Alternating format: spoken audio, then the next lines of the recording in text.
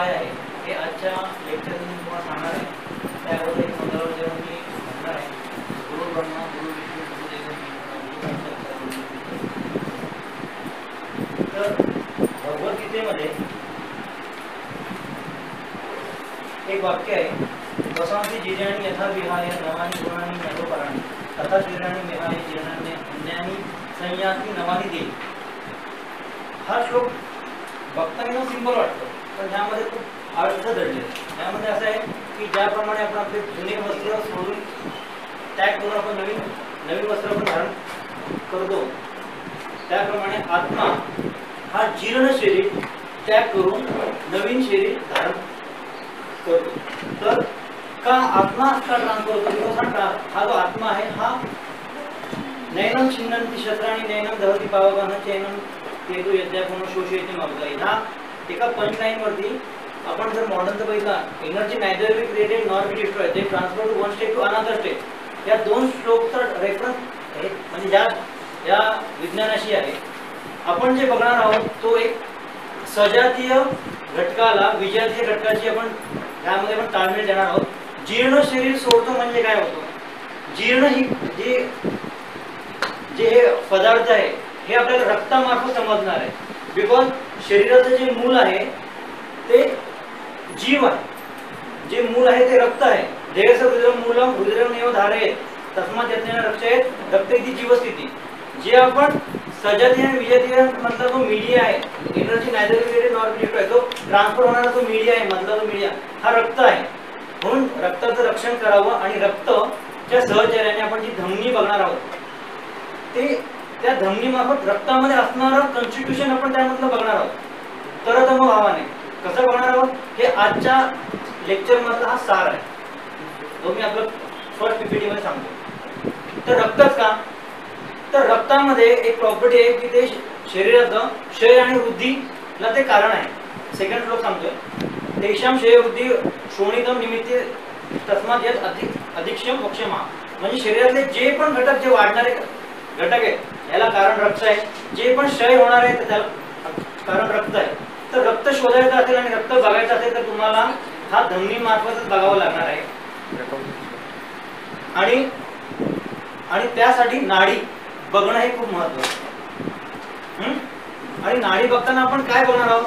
तर नाडीमधले जे आपल्याला जे गुण आहेत, विस्त्रता, द्रवता, रागता, स्पंदता, लघुता, हे जे रक्ताची जे प्रॉपर्टी आहे हे पंचमहाभूताच्या प्रॉपर्टी आहेत. पण त्यांची जी लास्ट लाईन आहे, भूम्यादिनाम गुणानाम येते दृश्यंते यथा शोणिते. भूम्यादिनाम गुणानाम म्हणजे पंचमहाभूत आदी गुण, नॉट पंचमहाभूत, अजूनही गुण आहे की ते रक्तामध्ये लपलेले आहेत आणि ते आपल्याला धमनीमार्फत बघायचं आहे. आणि त्यामधला जो डिफरन्स आहे ते आपल्याला नाडी परीक्षेने आपल्याला तो जाणून घ्यायचा आहे की दोष, दुष्य, मल, मूलम शरीर, हेच आपल्याला बघायचं. आजच्या लेक्चर मधला हेच आहे. तर जे पण आयुर्वेदिकचे कन्सेप्ट, आपले जे सिद्धांत आहेत ते आपल्याला आपल्याच परीक्षेने आपल्याला ते टेस्ट करायचे असतात. दुसऱ्यांचे जर तुम्ही पॅरामीटर वापरले तर इथं आपण खरंच चंदनावर जे सुश्रुताने म्हटलेलं आहे की तो चंदनाचा ओझं वाहतोय की मिठाचं ओझं वाहतोय ते गाढवाला पण समजत नाही. जर आपण आयुर्वेदिक सिद्धांत, जर आपण आयुर्वेदिक परीक्षेनुसार जर मापदंडाने जर आपण ते टेस्ट केले नाही तर आपण फसवून जातो. तर कसे बघायचे? जे पण एखादा सिद्धांत आपल्याला जेव्हा मांडायचा असतो त्यावेळेस आपल्याला ह्या पॅरामीटरने आपल्याला हे शोधायचं असतं. तर ह्या ज्या परीक्षा आहेत, द्विविध परीक्षा आहेत. पहिली जी परीक्षा आहे ना ती प्रत्यक्ष आणि अनुमान, ही ज्ञानवंतांसाठी आहे. आणि हे ज्ञानवंतांसाठी हे दोनच परीक्षा भरपूर झाले, प्रत्यक्ष आणि अनुमान. आणि दुसरी अजून एक परीक्षा आहे की सत आणि असत. खूप मोठा कन्सेप्ट आहे. जेव्हा आपल्याला काहीच माहित नसतं ते सगळं असतं असत. जेव्हा मला एखाद्या व्यक्तीचं नाव माहित नसतं तर मी त्या नावाबद्दल असत असतो. आणि हे असत आणि सत हे ना भाव आणि अभाव हे असे दर्शवतात. भाव म्हणजे काय? यावंताही पुरुष मूर्तिमंत भावविशेषा तावंताही लोके. जेवढे भाव आहेत, जेवढे पण भाव आहेत आपल्या शरीरामध्ये ते भाव त्यासाठी स्रोतच लपलेली आहे प्रत्येक भावामध्ये.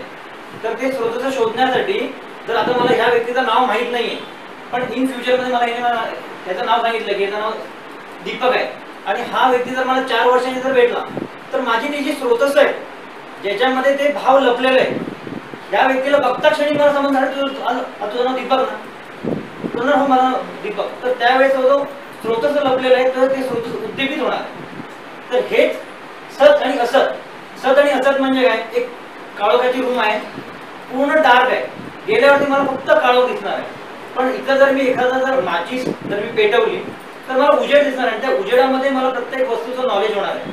काही नाही, शास्त्रम ज्योतिर् प्रकाशेत, ह्या एक पंच लाईन मधला हा एक सार आहे, हा एक उदाहरण. म्हणून शास्त्राचा अभ्यास करा. तर शास्त्राचा अभ्यास जर तुम्ही केला तर आपली जी स्टेज आहे ती असत मधून सत मध्ये आपण जाणार आहोत. जेव्हा आपल्याला सत समजतो तर एंडिंगला जो सतचा जो एंडिंगचा मार्ग आहे हा मोक्ष आहे. आपल्याला मोक्षापर्यंत जायचं नाही, पण आपल्याला नॉलेज घ्यायचं आहे, म्हणजे आपल्याला सतपर्यंत जायचं आहे. यासाठी शास्त्राचा अभ्यास असणं खूप गरजेचं आहे. थर्ड आहे त्रिविध चिकित्सा. हे मला तुम्हाला सांगायचं उदाहरण असं आहे की जेव्हा आपण नाडी शिकणार आहोत, एखादा सिद्धांत आपण जेव्हा मांडतो त्यावेळेस ह्या पॅरामीटरने आपण त्यामधलं आपण सूक्ष्म विवेचन केलं पाहिजे. नॉट नाडी, जेवढे पण आपले सिद्धांत आहेत या कसोटीवरतीच मांडायला पाहिजे, अन्यथा आपले सिद्धांत सगळे फेल जाणार आहेत. जी जो तिसरा जे आपण सांगतो त्रिविध चिकित्सा, हे त्रिविध परीक्षा, हे आप्तोपदेश, प्रत्यक्ष आणि अनुमान. प्रत्यक्ष आणि अनुमान हे ज्ञानवंतांसाठी आहे. तर मग अज्ञानवंतांसाठी काय, आप्तोपदेश. आप्तोपदेश म्हणजे काय, जेव्हा आपण स्कूलमध्ये जातो, कॉलेजमध्ये आपण जातो तेव्हा आपल्याला आप्त भेटतो. आप्त म्हणजे काय, गुरु. गुरु जेव्हा आपल्याला एखादा विषय मांडतो आणि एखादा विषय मांडल्यावरती त्या विषयाचं आपल्याला आकलन होतं, म्हणजे आपण असत मधून सत मध्ये जातो. जेव्हा आपण सेमिनार मध्ये जातो तेव्हा एखाद्या विषयाचं आपल्याला एक बीज मिळतं, मग तो बीज आपल्याला वाढवायचं की नाही यासाठी आप्त आहे. हा जो आजचा सेमिनार आहे, या सेमिनार मध्ये आप्त जो पण आहे तो आप्त आहे. त्या व्यक्तीला आपण घ्या आणि त्या व्यक्तीचं आपण बीज स्वरूपामध्ये विषय मांडून घ्या. बिकॉज आप्ताची डेफिनेशन आहे आप्ता शिष्ट विरुद्ध असे तेषां बाबतीत असंशयम. या आप्ताच्या डेफिनेशन नुसार आपल्याला आपण आपल्या सिद्धांताला आपण फुलफिल करू शकतो, बीजाला रोप आपण बनवू शकतो. तर इथून आज आपण बीज घेऊन जाणार आहात. तर चौथं परीक्षा आहे आप्तोपदेश, प्रत्यक्ष, अनुमान आणि युक्ती. युक्ती हे जे प्रमाण आहे ना, युक्ती हे चरकाचार्यांनी दिलेली आपल्याला एक अमूल्य देणगी आहे. युक्ती, चरकाचार्य म्हणतात तुम्ही तुमच्या युक्तीनुसार चिकित्सा करा, मी तुम्हाला सांगणार नाहीये हे असे पॅरामीटर, ह्या पॅरामीटरला बघून अंश कल्पना बघून दोष समुच्चयना बघून तुम्ही दोष ठरवा. हे आपल्याला दिलेली देणगी आहे. हे चरक सूत्रस्थान 4थ्या अध्यायामध्ये जे 50 कषाय सांगितले त्या कषायामधलं एंडिंगचं लाईन आहे. युक्तीनुसार मात्रा शितीय म्हणजे मात्रा युक्त्यापेक्षा, यामध्ये त्यांनी युक्ती हे प्रमाण आपल्याला दिलेलं आहे. हे जे अनुमान आहे, अनुमान हे काही नसून तर्कयुक्त्यापेक्षा, हे पण एक अनुमान म्हणजे ज्ञानवंतांसाठी जे मोड सांगितलेलं आहे, तर्क आणि युक्ती यांचं कॉम्बिनेशन करून आपल्याला अनुमान प्रमाण समजतं. आणि पंचवीत परीक्षा जे आहेत, जे पंचवीत हे काही नसून व्याधीचा प्रोग्नोसिस सांगतो. हेतू, पूर्वरूप, रूप, उपशय, संप्राप्ती, ह्याप्रमाणे नाडी सुद्धा ह्या प्रत्येक अवस्थानुसार बदलते. कशी बदलते हे आपण बघणार आहोत, पण हे परीक्षा सांगणं तितकंच महत्त्वाचं आहे. हे अजून एक त्रिविध परीक्षा आहे दर्शन, स्पर्शन, प्रश्नही. दर्शन म्हणजे काय, रक्तामध्ये असलेलं दर्शन. हे सुश्रुत सूत्रस्थान 14व्या अध्यायामध्ये असलेलं जे रक्त जेव्हा ते बाहेर पडतं त्यानुसार वाताचं कॉन्स्टिट्यूशन, पित्ताचं आणि कफाचं हे जे आहे त्यानुसार आपण दर्शनाने रक्तामध्ये असलेले दोष बघू शकतो. रेफर सुश्रुत सूत्रस्थान 14वा अध्याय. हा झाला दर्शनाचा पार्ट. स्पर्शनाचा जे आपण नाडीने जे आपण बघणार आहोत तो सेकंड पार्ट. थर्ड प्रश्न. तर प्रश्नामध्ये आपण काय बघणार आहोत, प्रश्नामध्ये आपण बघणार आहोत रक्तपित्तामध्ये अकुत्रा तो जे रक्ताने भरलेलं ते वस्त्र खातोय किंवा नाही, अतिसारामध्ये त्याचं रक्ताच्या सारामध्ये असलेलं कॉन्स्टिट्यूशन, कुष्ठामध्ये असलेलं रक्ताचं कॉन्स्टिट्यूशन, हे जिथं जिथं रक्त आलेलं आहे त्यानुसार आपण ते प्रश्न बनवले पाहिजेत की हे रक्ताशयामध्ये पडणारं रक्त हे पसरतं का की नाही, असे एक नंबर प्रश्न आपण त्या वैद्याने रुग्णांना विचारले पाहिजे. हे झालं त्रिविध चिकित्सा, आपलं त्रिविध परीक्षा. षड्विध परीक्षा हे काही नसून पंचवीय श्रोतादिवी म्हणजे काय, शब्द, स्पर्श, रूप, रसगंध हे पंच ज्ञानेंद्रिय प्लस प्रश्न, हे त्रिविध जे परीक्षा होता याचं एक्स्ट्रा म्हणजे मॉडिफिकेशन आहे. हे काय म्हणतात त्याला, शब्द स्पर्श रूप रस गंध, हे 5 परीक्षा प्लस प्रश्न. आणि हे अष्टविध परीक्षा नाडी मूत्र मल जीवा शब्द स्पर्श दृक आकृती. योग रत्नाकरांनी फक्त तुम्ही निदानासाठी हे 8 वापरा, आपल्याला आपण त्या व्याधीच्या जवळ जाऊ. पण हे सांगताना पहिले त्यांनी नाडी सांगितलेली, पण नाडीबद्दलचं विवेचन जास्त नाहीये. ते हार्डली 20 ते 30 श्लोक असतील, पण ते 20 ते 30 श्लोकामध्ये सगळं लपलेलं आहे, पण आपण त्याचं विवेचन न केल्यामुळे आपल्याला ते समजत नाही. म्हणून नाडी हे योग रत्नाकरांनी पहिलं सांगितलेलं. नंतर आहे दशविध परीक्षा, दुष्यम देशम बलम कालम अनल प्रकृती वया. ह्या 10 पॅरामीटरने आपल्याला व्याधीपर्यंत पोहोचायचं आहे. जेव्हा तुम्ही तुमच्या ओपीडी मध्ये एखादा रुग्ण बघता त्यावेळेस जेव्हा हे तुम्ही द्विविध परीक्षा, त्रिविध परीक्षा, पंचविध परीक्षा, षडविध परीक्षा, अष्टविध परीक्षा, दशविध परीक्षा, हे तुम्ही सबकॉन्शियस माइंड मध्ये न ठेवता त्याचं जर तुम्ही एखादा मार्किंग जर तुम्ही जर केलं या परीक्षांचं, आणि जर आपण एखादं इंटरप्रिटेशन जर केलं, आणि असं इंटरप्रिटेशन जर तुम्ही 1000 म्हणजे 1000 व्याधींचं किंवा 1000 रुग्णांचं जर तुम्ही केलं, नंतरचा 1001 जो रुग्ण आहे हा आपल्याला ऑटोमॅटिकली सबकॉन्शियस ह्याच्याने आपल्याला त्याचं आकलन होतं. प्रश्न विचारायची गरज नाही, काही विचारायची गरज नाही. नाडीने 1001वा जो रुग्ण आहे हा तुम्हाला फक्त नाडीने समजतो. आणि ह्यामध्ये आपल्याला पाहिजे सतत केलेली क्रिया, ह्याला म्हणतात अभ्यास. अभ्यासाची जोड पाहिजे. आणि त्याबरोबर हे जे आपले पॅरामीटर्स आहेत, हे पॅरामीटर प्रत्येक नाडीमध्ये बघितले पाहिजे, प्रत्येक मूत्रामध्ये बघितले पाहिजे, प्रत्येक जिव्हामध्ये बघितले पाहिजे.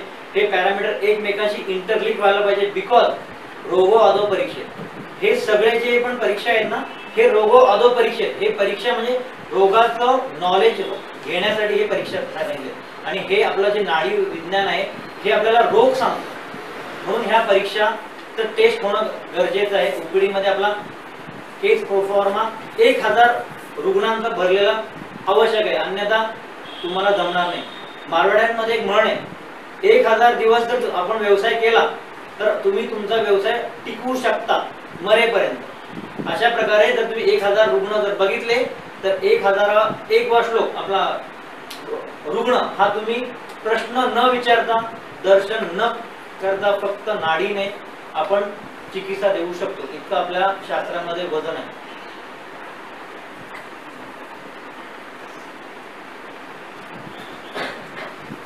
तर नाडी का, तर आपण जेव्हा आपण एखादा व्याधी बघतो तर व्याधीचे असंख्य नाव आहेत. तर असंख्य नावं असल्यामुळे ग्रंथकारांनी आपल्याला सांगितलंय विकारो नाम कुशलो न जियात कदाचन. म्हणजे रोगांना तुम्ही नाव देऊ नका, बिकॉज असंख्य आहे. ह्यांनी आपल्याला एक पळवळ दिलेली आहे. तर पळवळ दिल्यामुळे आपल्याला प्रत्येक अवस्थानुसार व्याधीमध्ये असलेले घटक जरी समजले तरी अंश कल्पनेने विकल्प संप्राप्तीने आपण त्या व्याधीच्या जवळ जाऊ शकतो. तर त्यासाठी ह्या ज्या मागे जे आपल्याला जे परीक्षा सांगितली त्या परीक्षा खूप गरजेच्या आहेत. तर आपल्याला जर व्याधी जर आपल्याला शोधायचा असेल तर व्याधी हा रोगाशिवाय होत नाही. नास्ति रोगो विना दोषात यस्मात् तस्मात् विचक्षणा.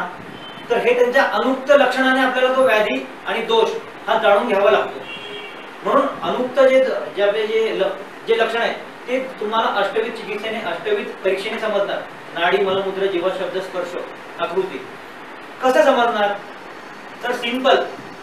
ग्रंथकार म्हणतात की ज्याप्रमाणे वीणेच्या साह्याने आपण असंख्य राग, असंख्य म्हणजे सगळे राग आपण वीणेने जर आपण उत्पन्न करू शकतो, तर नाडीच्या एका स्पर्शाने आपण व्याधीच्या दोषाच्या सर्वत्र रोगान प्रकाश आहे.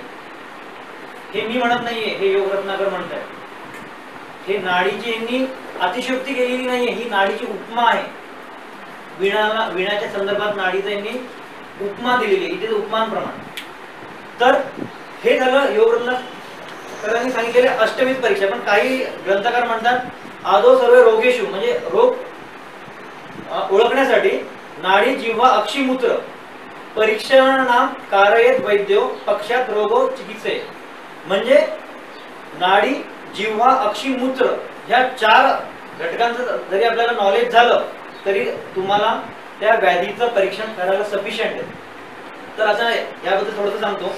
नाडी म्हणजे काही नसून रक्तामधले असलेले घटक, जे की ॲलोपॅथी वाल्याने रक्तच परीक्षा, कल्चर म्हणा, पीपीटी, ईडीडीए, हे बल्ब, कल्चरचा बल्ब, याच्यामध्ये एन नंबर ऑफ यांनी रक्त परीक्षण करून ते व्याधीच्या जवळ जातात.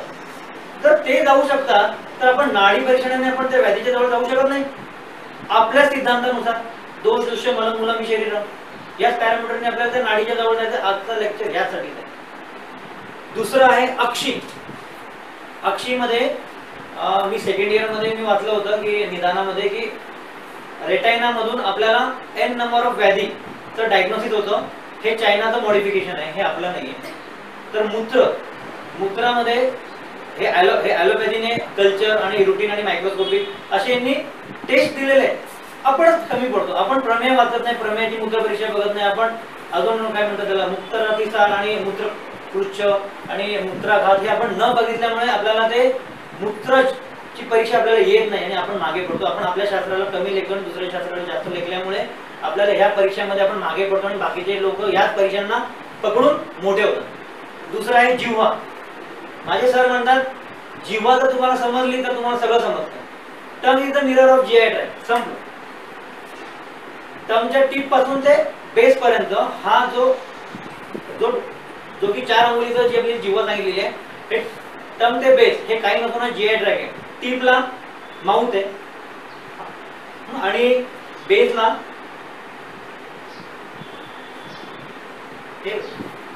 आहे आपला ठीक आहे ॲनस आहे. तर अशा प्रकारे जिथं आपल्याला सामता मिळते त्याप्रमाणे हा व्याधी हा प्रोग्रेस होतो.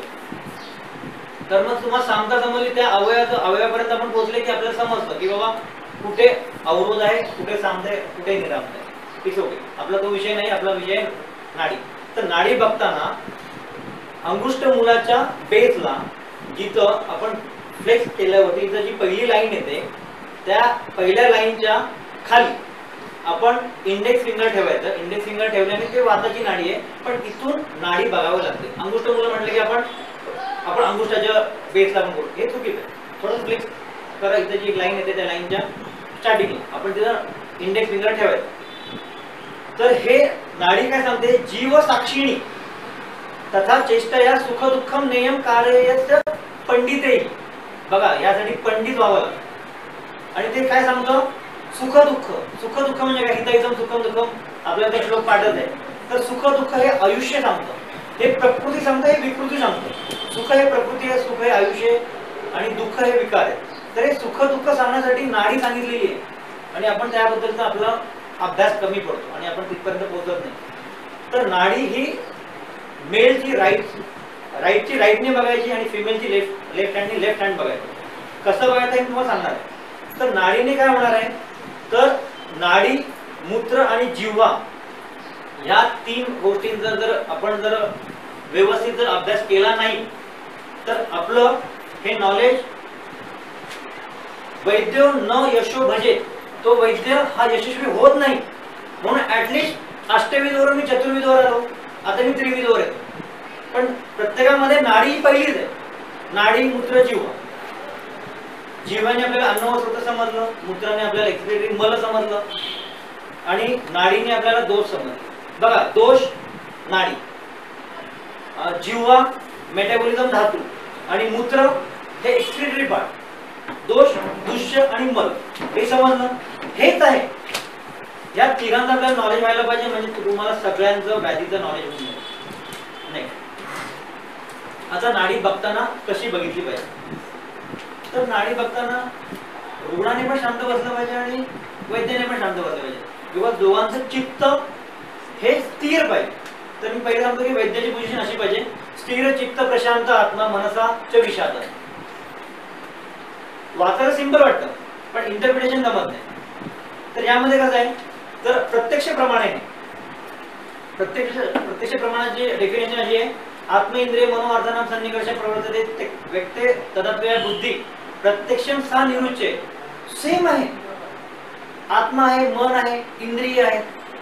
तर इथं काय, चित्त स्थिर पाहिजे, इंद्रिय आपल्या वशामध्ये पाहिजे, आत्मा प्रशांत पाहिजे आणि मनामध्ये षड ऋतू असता कामा नये. हे वैद्याच्या ह्याच्यामध्ये झालं. आणि ह्याचप्रमाणे जेव्हा पण आपण आपल्या ओपीडी मध्ये वैद्याला तपासतो त्यावेळेस चरक सूत्रसा 9 मध्ये 20 काय सांगतात? प्रज्ञा चिकित्सार्थ विशोधये. आपली प्रज्ञा ही विशुद्ध असली पाहिजे तेव्हा आपण चिकित्सेला जावं, अन्यथा तुम्ही चिकित्सा करू नका. हेच प्रत्यक्ष प्रमाण नाडी बघताना सुद्धा असंच पाहिजे. का? बिकॉज यामध्ये एक आत्मा, ज्याप्रमाणे मी तुम्हाला भगवद्गीतेचं मी उदाहरण दिलं, एक आत्मा दुसऱ्या आत्माशी स्पर्श करतो, सर्ग करतो. सर्ग म्हणजे काय? सृष्टी उत्पत्तीचा जो क्रम आहे, प्रकृती आणि पुरुष यांचा जेव्हा सर्ग होतो तेव्हा सृष्टी उत्पत्ती होते. जेव्हा आपण आत्मा एक जीवात्मा दुसऱ्या जीवात्म्याच्या सानिध्यामध्ये येतो तेव्हा तो त्याचे दुःख दुसऱ्या आत्म्याला सांगतो आणि त्यानुसार आपल्याला प्रत्यक्षाने आपल्या त्याचा व्याधीच्या जवळ आपण जातो आणि त्यानुसार ह्यामध्ये थोडासा अध्यात्म आहे पण तो गरजेचा आहे. आणि तुम्ही नाडी बघताना तुमचे जे पण धार्मिक गुरु असतील, जे पण आपला जो पण मंत्र असेल तो तुम्ही बोला आणि त्यानुसार तुम्ही नाडी बघा. बिकॉज ह्याने काय होणार आहे? चित्त स्थिर राहणार आहे, आत्मा प्रशांत राहणार आहे. ह्या कंडिशनला आपण त्या जवळ जाणार आहोत. म्हणून नाडी बघताना वैद्याने आणि रुग्णाने प्रशांत पाहिजे. आणि आता मेलची राईट का आणि फिमेलची लेफ्ट का? तर ह्यामध्ये काय, तर एकच श्लोक आहे, प्राया स्फुटता भवती. प्राया स्फुटता भवती म्हणजे काय? त्यामध्ये स्फुटन जास्त असतं, त्यामध्ये पल्सेस जास्त असतात आणि त्यामध्ये आपण त्या इम्पल्स जास्त असल्यामुळे आपल्याला त्यातले रोग घटक हे आपल्याला लवकर समजतात. म्हणून मेलचं राईट आणि फिमेलचं लेफ्ट. आणि वैद्याने राईटचं राईट म्हणजे मेलचं राईटने बघावं आणि फिमेलचं लेफ्टने बघावं हे आहे. आणि ह्यामध्ये रुग्णाचा थोडासा हात फ्लेक्स करावा. हे जे आपला जो पंजा आहे हा थोडासा फ्लेक्स करून हात फ्रंटला असा आणायचा आणि इथं आपला शीत आणि वृक्ष स्पर्श बघायचा. हे खूप महत्वाचं आहे, शीत आणि वृक्ष स्पर्श. याने आपल्याला दोष पटकवून समजतो. शीत असेल तर यामध्ये कफ आहे, वृक्ष असेल तर यामध्ये वात आहे आणि जर यामध्ये उष्ण असेल तर यामध्ये पित्त आहे. या स्पर्शाने आपल्याला ते समजतं. आणि हे बघून झाल्यानंतर आपण नाडी बघायची. तर नाडी बघताना हे दोन आहे बघा. वीणा आपण जेव्हा वाजवतो ना, एक वीणा अशी असते, हा हात आपला असा असतो म्हणजे काय, लेफ्ट हँड हा मागून घ्या आणि राईट हँड हा वरून घ्या. म्हणजे फिमेलला बघताना मागून नाडी बघा आणि मेलला बघताना वरून नाडी बघा. हे सिंपल इंडिकेट करतंय वीणेचं. तर अशा प्रकारे पण बघताना हा परपेंडिक्युलरच बसला पाहिजे, असा बसता कामा नये, नाडी समजणार नाही. बिकॉज मॅक्झिमम सेन्सिटिव्हिटी जो आहे ना हा आपला टीप आहे. म्हणून अशीच नाडी बघितली पाहिजे, परपेंडिक्युलर. आणि परपेंडिक्युलर बघताना हे जे अंगुष्ठ मुलाच्या बेसला आहे, पहिली नाडी लागते ती वातज आहे, मिडलला लागते ती पित्तज आहे आणि आणि आणि थर्ड लागते हे ती कफज आहे. जेव्हा आपण यांना प्रश्न करतो ही वात का, ही पित्त का आणि कफ का, तुम्ही बोलता म्हणून नाही. मला यांचं तुम्ही उदाहरणं द्या. यांना पण प्रश्न विचारायचे ग्रंथकारांना, ही वात का? जेव्हा इम्पल्स हे एकदाच जाते तर मग ही वाताची नाडी का, ही पित्ताची का आणि कफाची का? हा जेव्हा तुम्हाला प्रश्न पडत नाही तोपर्यंत आपण त्या नाडीच्या पुढे जातच नाही. तर हा प्रश्न पडण्यासाठी मग तुम्हाला वाताचे गुणधर्म हे माहीत पाहिजे. तत्र वृक्ष लघुशील खर सूक्ष्म चल अनिला, यामध्ये चल आहे. कफे मंदा, हा कफ मंद असल्यामुळे जेव्हा हृदयाचं इम्पल्स होतं त्यावेळेस हे तिघं पण एकदमच धावतात, पण जिंकतो कोण? वात. हारतो कोण? कफे मंदा, आळशी. म्हणून तो एंडिंगला डिस्टल आहे. आणि मध्ये कोण आहे? पित्त. म्हणून जर तुम्ही प्रश्न करायला केलं तर ते उत्तर सांगतील. पण असं आपल्याला ते प्रश्न उत्तराने, ते चरक संहिता प्रश्न उत्तराने आलेली. जर आपण यांना प्रश्न केले तर ते आपल्याला उत्तर देतील, पण प्रश्न यायला पाहिजे. नाही तर 8 ठिकाणी आपण नाडी बघू शकतो. 8 ठिकाणी. तर एक आहे पहिलं रिस्ट, दुसरं आहे नेक, कॅरोटिड आर्टरी, थर्ड आहे नोज, फेशियल आर्टरी, फोर्थ आहे हे अँकल, हे आहे path posterior tibial artery, fifth आहे पेनिस पेडोन्टल आर्टरी, सिक्स्थ आहे एल्बो ब्रॅकियल आर्टरी, सिक्स्थ आहे इयर सुपरफिशियल टेम्पोरल आर्टरी आणि एथ आहे आय, हे सुप्रा ऑर्बिटल आर्टरी. अशा 8 ठिकाणी आपण नाडी बघू शकतो. अशाच प्रमाणे वात पित्त कफ. पण यासाठी एक्सपिरियन्स लागतो, पण सफिशियंट आहे. अंगुष्ठ मूल सांगितलंय ना, तर अंगुष्ठ मूलच बघायचं. बाकीचे 8 जे आर्टरी सांगितलेले आहेत, नाडीची पोझिशन, हे एक्सपर्टचं का आपलं. नेक्स्ट, तर नाडी बघताना आपण काय बघितलं पाहिजे. नाडी बघताना तीन गोष्टी आवश्यक आहेत. शास्त्र, संप्रदाय आणि स्वानुभव. पहिले शास्त्राला खूप महत्व आहे. शास्त्र जर आपलं परफेक्ट असेल तर आपल्याला येणाऱ्या क्वेरींचं उत्तर त्याच अनुषंगाने येणार आहे. बिकॉज आपला सिद्धांत आपल्या पॅरामीटरनुसार आपल्याला सिद्ध करायचं, म्हणून शास्त्र पहिले आपल्याला पाहिजे. नेक्स्ट आहे संप्रदाय. गुरु शिष्य परंपरा. एका गुरुने जर आपल्याला एखादं नॉलेज दिलं तर त्यामध्ये मॉडिफिकेशन करायला आपल्याला हे स्वानुभव पण लागतं, पण त्यासाठी त्या विषयापर्यंत जाण्यासाठी संप्रदाय हा खूप महत्वाचा आहे. आणि एखादा विषय शिकवताना गुरुमुखातून शिकावा हा आपला धर्म सांगतो, आपला हे जे पण आहे आपला हे सिद्धांत सांगतो. तर हे म्हणून संप्रदाय. आणि नंतर स्वानुभव. हे अशा प्रकारे, बिकॉज ज्योतिषशास्त्र आणि चिकित्साशास्त्र हे विनाशास्त्रम यो ब्रूयात तम आहु ब्रह्मघाता. जर आपण विदाऊट शास्त्र जर आपण हे चिकित्सा देत राहिलो तर हे ब्रह्मघात आहे. आपल्याकडून अनावधानाने होणारं हे पाप आहे. म्हणून शास्त्राचा अभ्यास खूप जिकिरीने आणि आपल्या सिद्धांताच्या बेसने करावं. नाडी अजून मी शिकवत नाही, पण हे तुम्हाला बेसिक शिकवण्याचं यासाठी आहे की तुम्हाला नाडी समजली, तुम्हाला व्याधी समजणार आहे. पण पुढचे जे सिद्धांत आहेत आयुर्वेदातले, हे सिद्धांत हे आपल्याच बेसने आपल्याच परीक्षेने आपल्याला करावं लागतं. दुसऱ्यांचं टेकू घेऊन चालणार नाही. तर हे आपण सिद्धांत आपल्या बेसिकने जर आपण केले तर काय होणार आहे, आपली रत्नपारखीप्रमाणे आपली नजर होणार आहे.